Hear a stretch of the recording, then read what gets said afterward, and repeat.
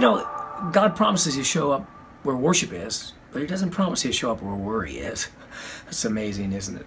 And so in today's society, we kind of got it all turned around, and I wonder why that happens. Think about this just for a second, is that if you're a worrier, you're known as somebody who really cares. But if you're a worshiper, you're known as someone who has too much time on their hands. I wonder where all that comes from. And now, think about it. Is your natural tendency to worry or to worship?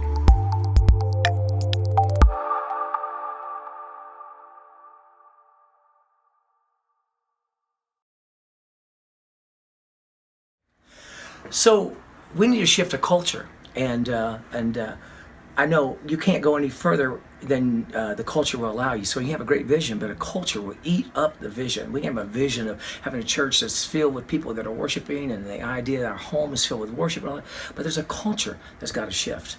And I want us to think for a moment, what kind of culture have we created, even as Christians, in our homes or in our workplace, or maybe even at church? What kind of culture have we created? Because culture says this is what we principally believe. So what kind of culture has been created? One of worry, one of worship.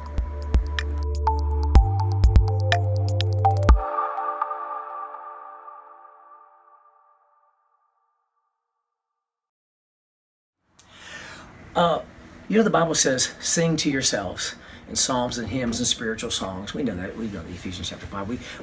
We understand that. And then it's making melody in your heart of the Lord. And so what everyone has thought about it over the years, is this is what they thought. They thought that it meant that you just kept it all inside. And so we've interpreted it that way.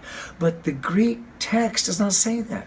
The yourselves is saying all of us. So it says when you sing to the Lord in these spiritual songs, it's to prod others on to also do the same.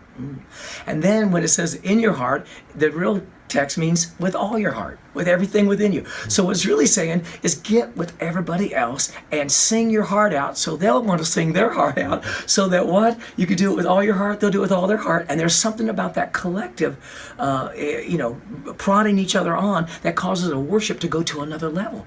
And that's what God's asking for. So when we come together, are we, observers? Or are we, what category? Observers? Or are we participators? Or are we initiators? I want you to ask that. What category do you see yourself in?